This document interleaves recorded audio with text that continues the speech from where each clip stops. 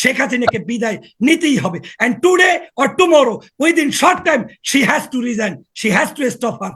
আপনারা এই বাংলাদেশে স্বাধীনতার পর থেকে দূরের কথা, পাকিস্তান আমল থেকে শুরু করে আজ পর্যন্ত কোনোদিন এইরকম মানুষদেরকে অন্ধকার নিমজ্জিত রেখে ছাত্রদেরকে বুকে গুলি চালিয়ে কত শত মানুষ হত্যা করেছে যার কোনো ইয়াত্তা নাই। আপনাকে আমি এখন বলি যে বাংলাদেশে যদি সরকারের হিসাব না পত্রিকার হিসাবের 266 জন মানুষ মারা গিয়েছে, আমাকে কি 266টা জানাজার ছবি দেখাতে পারবেন?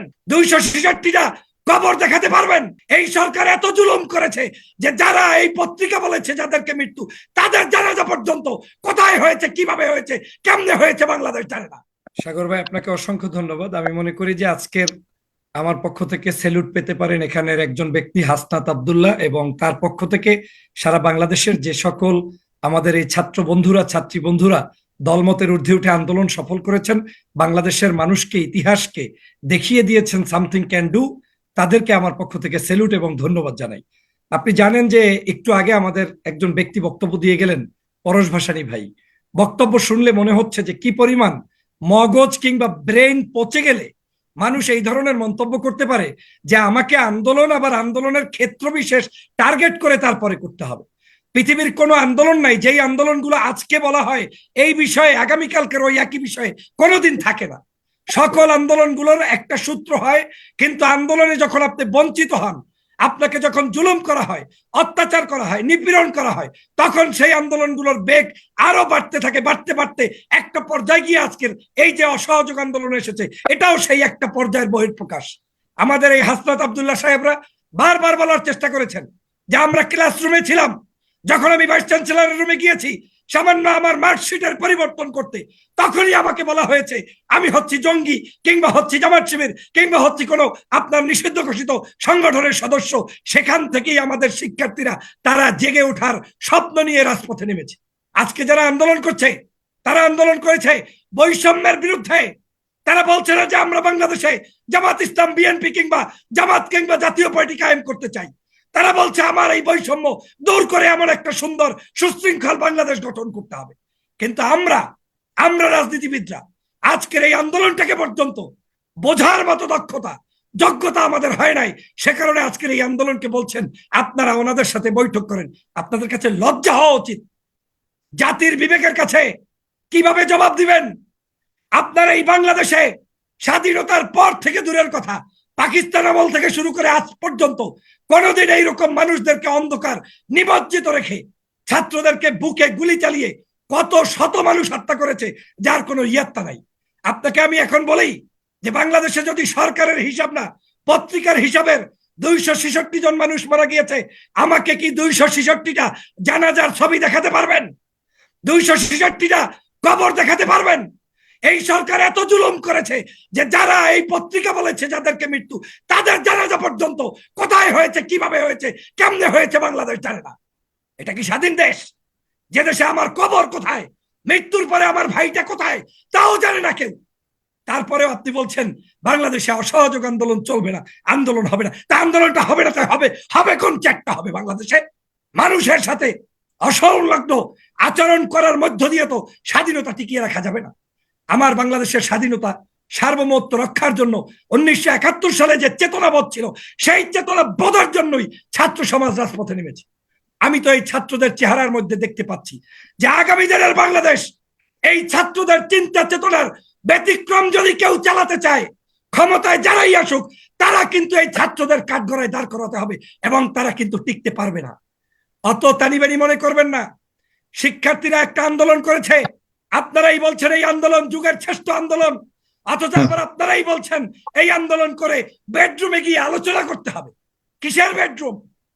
গণভবন কি কোনো গণভবন যেখানে মানুষের খুন করার জন্য সরাসরি শেখ হাসিনার নির্দেশে, স্বরাষ্ট্রমন্ত্রীর নির্দেশে, ওবায়দুল কাদেরের নির্দেশে আজকের এই কচি কচি মা বোনদেরকে হত্যা করা হয়েছে?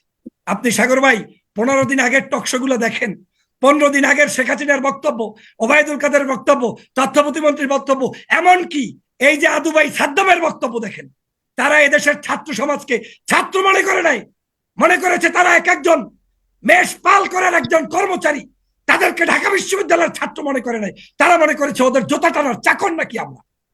কতগুলো ব্যাকুবের কারণে আজকের বাংলাদেশ এই দশা হয়েছে। আমি আজকের আজকে সাগর ভাই আপনার মাধ্যমে সারা বাংলাদেশের 3 শ্রেণীর মানুষকে ধন্যবাদ জানাতে চাই। 3 শ্রেণীর মানুষকে ইতিহাসের পাতায় লিখে রাখবেন। নাম্বার 1 হচ্ছে বাংলাদেশের সমগ্র ছাত্র ছাত্রী, তারা আজকের বাংলাদেশের জাতীয় চেতনা এবং দ্বিতীয় আরেকটি স্বাধীনতার যুদ্ধ আমার দেশে উপহার দিয়ে বিজয়ের দ্বার প্রান্তে অপেক্ষা করছে, সেই ছাত্র ছাত্রীদেরকে ধন্যবাদ জানাই। দ্বিতীয় আরেকটি গোষ্ঠীকে আমি ধন্যবাদ জানাই, তারা হচ্ছে আমাদের রেমিটেন্স যোদ্ধা, যারা মাত্র 15 দিন রেমিটেন্স বন্ধ করে দিয়ে আজকের এই বাংলাদেশের সরকারের ভিখারিগুলোর আজকের মুখ সম্মোচন করে দিয়েছে। পলক থেকে শুরু করে সবাই ভিখারির মতো ভিক্ষা করছে, আমার সেই বিদেশি ভাইদের কাছে টাকা চাচ্ছে। অথচ এই বাংলাদেশে ওই বিদেশি ভাইদেরকে মূল্যায়ন করা হতো না, এয়ারপোর্টে আসলে তারা হেনস্থার শিকার হতো।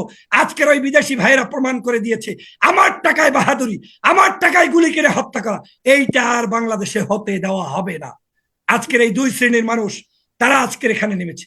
তৃতীয় শ্রেণী হচ্ছে বাংলাদেশের সমগ্র কৃষক, শ্রমিক, জনতা, হিন্দু, মুসলিম, বৌদ্ধ, খ্রিস্টান, শিক্ষক, সুদী, ছাত্র, সমগ্র মানুষ আজকের এই ফ্যাসিবাদী হাসিনা থেকে মুক্তির আন্দোলনে ঝাঁপিয়ে পড়েছে। আমি তাদেরকে ধন্যবাদ জানাই। এখানে কাউকে, আমি গতকালকে থেকে প্রায় সমাবেশ আন্দোলনগুলোতে যত টকশো করেছি সব জায়গায় আমি বলার চেষ্টা করেছি, এই আন্দোলনে কারো কোনো সাইনবোর্ড লাগবে না, বিএনপির সাইনবোর্ড লাগবে না, জামাতের সাইনবোর্ড চাই না। আমার শিক্ষার্থী নেতৃত্ব দেবে, ওই শিক্ষার্থীর নেতৃত্বের পিছনের সারিতে দাঁড়িয়ে জামাতের আমির কিংবা বিএনপির মহাসচিব আপনারা অভিভাবক হয়ে রাজপথে তাদের পাশে থাকেন। আমার ছাত্ররা যে আধুনিক মনস্ক, চিন্তা চেতনায় নেতৃত্ব উপযোগী, তারা যেভাবে নেতৃত্ব দিয়ে স্বাধীন করবে সেইভাবেই বাংলাদেশ আমরা দেখতে চাই। তারপরে স্বাধীন হয়ে গেলে যার যার দল করেন করেন, যার যার মত নিয়ে চলেন চলেন, কিন্তু কোন ধরনের এইসব ফাইজলামি এই দেশে আর হতে দেওয়া যাবে না, যে মানুষকে বৈষম্য তৈরি করে তারপরেও এটাকে। আপনি শেখ হাসিনা আজকে বলছে যে আমার গণভবন খোলা আছে, দরজা খোলা, তোমাদের সব দাবি মেনে নিয়েছি, আরো যদি দাবি থাকে আরো দেব। আপনি জানেন না কত বড় ভয়ানক এই শেখ হাসিনা। তিনি যদি তার প্রয়োজনে সমগ্র মন্ত্রীর পদত্যাগ করাতে হয় তাও তিনি করাতে চায়, তারপরেও তার ক্ষমতায় থাকতে হবে। এই হচ্ছে একজন নেত্রী যার নির্দেশ ছাড়া আওয়ামী লীগের কেউ কোথাও হত্যা করতে পারে। শেখ হাসিনা সকল নির্দেশের খুনির আসামি, তার বাংলাদেশে ফাঁসি হবে সবার আগে যদি সত্যিকার আইন প্রতিষ্ঠিত হয়। কিন্তু কিছু দালালরা আওয়ামী লীগের টাকা খেয়ে, আওয়ামী লীগের সরকারের এজেন্ট হয়ে, সরকারে বেসরকারে, বিরোধী দলে বিরোধী মতে, সরকারের পক্ষে সরকারের মধ্যে বিভিন্ন জায়গায় তাদের কিছু দালাল সেট করে আজকের কোটি কোটি টাকার বিনিময়ে আমার এই বাংলাদেশের মানুষের মূল্যবোধ গুলো ধ্বংস করছে। সাগর ভাই, আপনাকে একটা কথা বলি, আজকের এই আন্দোলনটা, আপনি এই আন্দোলনটা দেখেন, এই আন্দোলনটা সরকার বারবার চেয়েছে দাগ লাগাতে, এই আন্দোলনটা চেয়েছে জামাত শিবির বানাতে, এই আন্দোলন চেয়েছে হেফাজত বানাতে।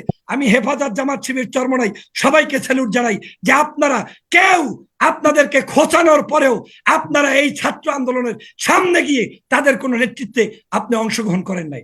আপনার লাগবে না, আপনি পিছনে থাকেন, আপনি অভিভাবক হিসেবে থাকেন, কিন্তু কোন অবস্থায় এই শিক্ষার্থীর আন্দোলনকে বিতর্কিত করতে আওয়ামী লীগ যেটা চেয়েছে সেটা আমরা হতে দেব না। বাংলাদেশে সেটা প্রমাণ হয়েছে, হতে দেওয়া হয়নি। আজকের আমার দেশের শহীদ মিনারে আমি কি নজরুলের গান গাইতে পারবো না? আমি কি রবীন্দ্রনাথ সঙ্গীত গাইতে পারবো না? আমি কি আমার জাতীয় সঙ্গীত গাইতে পারবো না? আমার সেই শহীদ মিনারে যখন জাতীয় সঙ্গীত গায় তখন যদি আক্রমণ করে, আমার উপরে গুলিবর্ষণ করে, আজকেও কুমিল্লা সহ সারা বাংলাদেশের বিভিন্ন জায়গায় হতাহত হয়েছে বহু নাগরিককে, সিলেট পর্যন্ত তারা আক্রান্ত করেছে। তারপরেও আপনি বলবেন আপনার সাথে সংলাপ? শেখ হাসিনা নিজেই বলেছে খুনির সাথে কোনো সংলাপ হয় না। তাহলে আপনি আজকে গুলি করছেন, আজকে হত্যা করছেন, কত মানুষকে হত্যা করেছেন। এই প্রত্যেকটা মানুষের জান যদি শেখ হাসিনা ফেরত দিতে পারে তাহলে আপনি তার সাথে সংলাপ করতে পারেন। আমি বাংলাদেশের অভিভাবকদেরকে ধন্যবাদ জানাই। সাগর ভাই, আমি বাংলাদেশের অভিভাবকদেরকে ধন্যবাদ জানাই। তারা তার বাচ্চা সন্তান সহ, ছেলে মেয়ে সহ রাজপথে নেমেছে। প্রত্যেকে বলছে যে আমি ঘরে থেকে মরার চাইতে রাস্তায় এসে মরা ভালো, কারণ শেখ হাসিনার আমলে রাস্তার চাইতে ঘরের মধ্যে নিরাপদ নাই। ঘরে আজকের শিশু সন্তান মারা যাচ্ছে। বিবেকবান কোনো মানুষ থাকলে আমি স্পষ্ট করে বলতে চাই, আমাদের কারো উপরে ব্যক্তি বিশেষ কোনো রাগ নাই, কিন্তু আজকের বাংলাদেশের যদি এই স্বাধীন বাংলাদেশকে আপনি চান তাহলে কোন বিবেকবান মানুষ থাকলে এই ছাত্র আন্দোলনের বিরোধিতা করতে পারে না। ছাত্র আন্দোলনরা যে আজকের এক দফা দাবি দিয়েছে এটা ছাত্ররা না বুঝে দেয় নাই, ছাত্ররা বাধ্য হয়েছে। সমগ্র বাংলাদেশের মানুষের আবেগ অনুভূতি তারা বুঝতে পেরেছে। তাদেরকে সেজন্য আবারও স্যালুট জানাই যে না, তোমরাই সঠিক, কারণ তোমরা জি। মানুষের আপনাকে অনুভূতির ধন্যবাদ। তার প্রতি মানে আপনি এক সম্মান দফা রেখে- দাবিকে জাস্টিফাই করছেন।